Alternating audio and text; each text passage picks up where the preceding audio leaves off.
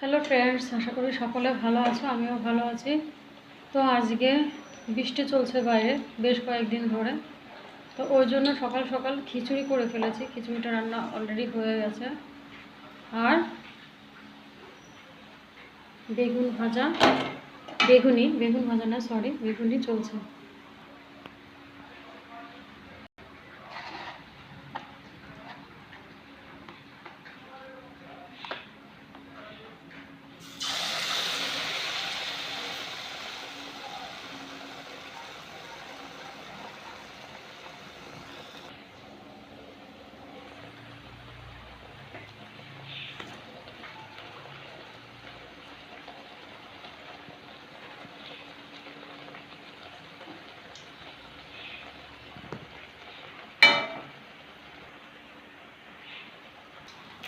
বেগুনি ভাজা কমপ্লিট হয়ে গেছে, এখন চলছে পাঁপড় ভাজার পালা।